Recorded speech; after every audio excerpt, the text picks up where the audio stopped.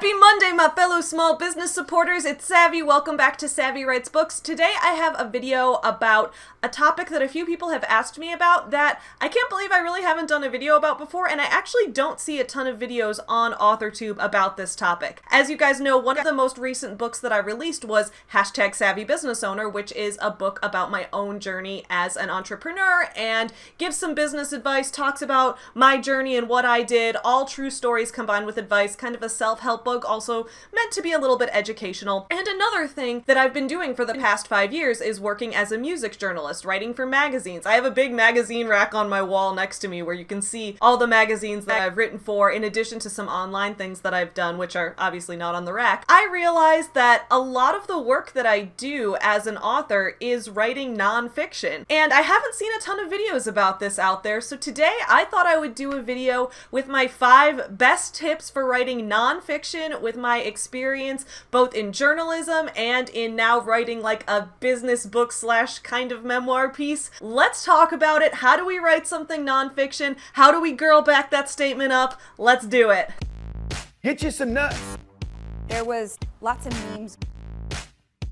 Makes me wonder if I should take up lesbianism.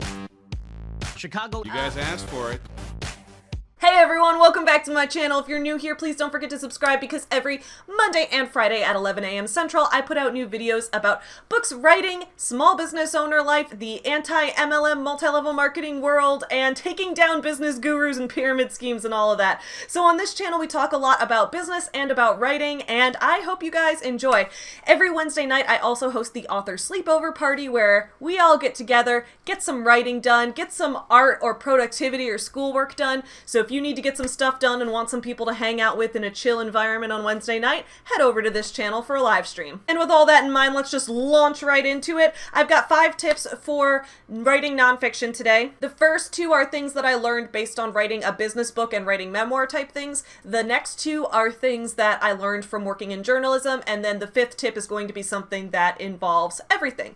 So, tip number 1 for writing nonfiction is to always consider your audience's knowledge and go into the piece with an understanding of what your reader is already going to know and what they're not going to know. This was a major inspiration for me when I was writing #Savvy Business Owner. I like to read a lot of business books. As you guys know, I'm a small business owner. I run Forever Home Friends, a business that produces books, plushies, and other toys based on real rescue dogs and their journeys to adoption. So I spend a lot of time trying to learn more about marketing and sales and how to make more money and how to maximize profits and ROI and SEO and all those fun business acronyms. I try to learn more about those through business books and through reading books of entrepreneurs who are more successful than I've been. I review a ton of business books on this channel. Some are good, some are bad. A lot are so terrible that people come to my channel just to see me rip them apart. You do you, I won't kink shame. But the recurring problem that I've noticed with a lot of these books is that they don't always consider what the audience already knows and doesn't know. A lot of times I'll open up a business book and it will give me a ton of information I already know and then a ton more information that doesn't make sense to me because I don't yet have the knowledge or education to back that up. So the audience seems a little confused. For example, I've read some business books where the first chapter will be like, here's how to figure out what you want to run a business about. Here's how to find your passion and make a mission statement, like very basic stuff. And then it'll just skip over all the introductory stuff and go straight to like, now you have 20 clients and you have a team of people to manage. Let's talk about it. And I'm like, whoa, you skipped so many steps. Like, how did I find the clients? All of that. So I felt like it wasn't really considering what some beginners or intermediate level business owners might need to know. So when I decided to write #Savvy Business Owner, I decided that I would write this for someone who had never run a business before, and I would even include some disclaimers like, if you've already started running a business, you know, you might already know this, but, and things like that for the very basic stuff. But I was like, I'm gonna explain every single step of the way. I'm gonna talk about, you know, what buttons I clicked on the computer to make things happen, what words I typed in where, and things like that. I'm gonna get as detailed as possible because I didn't want someone who didn't already have a lot of experience in starting a business, or who hadn't even found any customers yet, or who didn't even have any money at all to start up a business to read the book and be be like, I'm so confused, I don't really know what to do next. So keeping your audience in mind is going to inform how much information you need to explain and how much you can assume that they already know. My second tip for writing nonfiction is to use the voice of reflection in addition to the voice of innocence. So this is something that I learned about in grad school when I took a memoir writing class, and I'm going to try to find the original article where I found the idea about the voice of innocence versus voice of reflection. I'm going to link that in the description below because I'm pretty sure I linked that in my Girl Stop Apologizing review too, because one of my criticisms of that book was that it didn't seem to have a big understanding of the voice of innocence versus reflection. So this comes into play a lot when you're writing something nonfiction from your own perspective. So, for example, when I wrote #SavvyBusinessOwner, I was writing that from my own perspective. When someone writes a memoir, that's something that they're writing from their own perspective. If you're just writing like a report on something, this might not apply. But this is more for memoir and self-help and things where you put your own personal stories and weave them in. So the voice of innocence is when you are inexperienced, when you're in a position, when you're telling a story about yourself in the past and the things that you did wrong, and then the voice of reflection is the voice that talks about what you learned from it. For example, the criticism I did in the book Girl Stop Apologizing, with there being no voice of reflection, there's a chapter where Rachel is upset that her mom wasn't able to throw her a nice birthday party when she turned 11 because her parents had just gone through a divorce and her mom wasn't making a lot of money and they were dealing with financial issues. In a voice of innocence perspective, showing the disappointment and upsetness she would feel makes perfect sense because as a child, you don't understand your parents' financial struggles and you don't understand why they can't provide for you the things that they used to. That makes perfect sense. However, the flaw with this book was that there was no voice of reflection. The book just continued on as if her mom was wrong to do that, when in reality, the book would have been a lot more impactful if she had talked about through her own reflection as a mom how she now knows that her mother was doing the best she could or something like that. That would have been a good use of voice of reflection, but this book didn't have it, and that's why I gave it 1 star among many other reasons.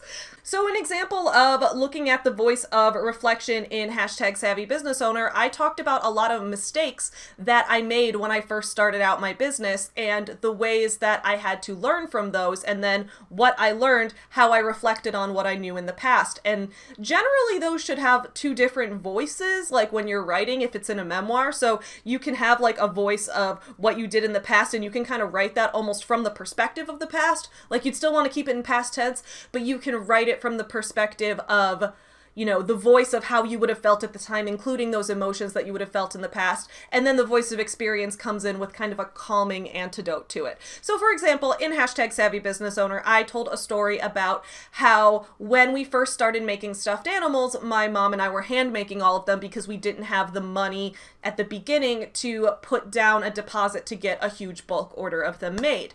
And so the voice of innocence there was kind of the frustration that I was feeling, where I was talking about how our fingers were going to fall off, how we were drowning in polyfill fluff, and we were trying to stuff all their little limbs one on one and had like a little assembly line going. There was a sense of frustration there.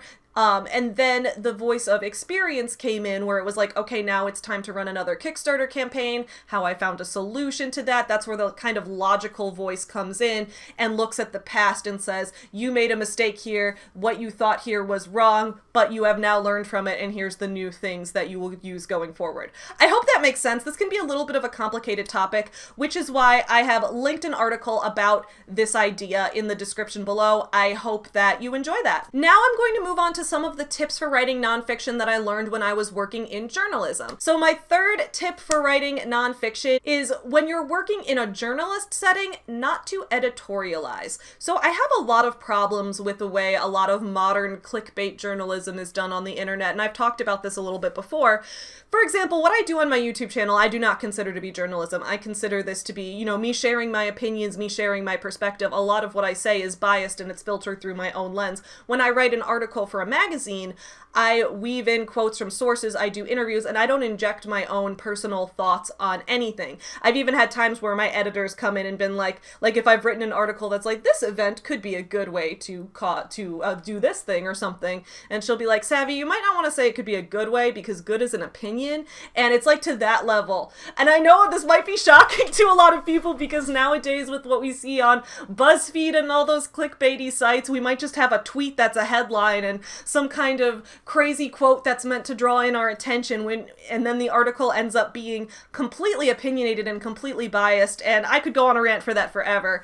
But I personally think that the best kind of journalism is the kind that selects the most relevant facts to the story and presents them in a way that is engaging for the reader without inserting your own emotions or opinions as the writer. Let me do some voice of reflection here real quick. I learned a huge lesson about that at one point when I totally got owned by my editor at the magazine I was working at. So here's a story, and I think this just goes to show how affected I was by kind of the clickbait culture that I thought this could be acceptable after I'd already been working in journalism for over 2 years at this point. But my editor was asking if I could pitch some new ideas for articles for the next issue. We were trying to talk about like, oh, maybe we could feature like, you know, the best women in this industry or something like that. And the one that I suggested, she's like, well, actually, there really aren't very many women doing that job right now. And I was like, oh, well, maybe that's what we could write the story about. Like, why aren't there many women doing this job? Are there some barriers put in place? Like, what is this? And she shut me down so fast. She was like, cause that's the thing, like when I pitched that, right? Like half of you guys are out here probably like, yeah, that sounds like a great article. No, it's not. She was like, Savvy, you do not write an article about a lack of something. That is not a story. There's no story when there's a lack of something. In order to make a story about a lack of something, it requires you to insert your own biases to an extent. It requires you to insert your own speculation about what's happening, and that is not how factual reporting is done.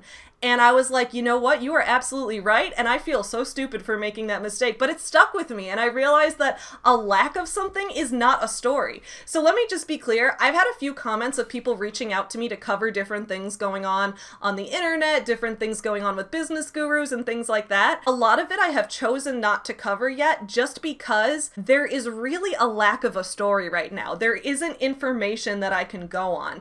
And as much fun as it would be to speculate and as many clicks as it might help me get, and even though this channel isn't really journalism, I don't want to report on things that aren't things that exist.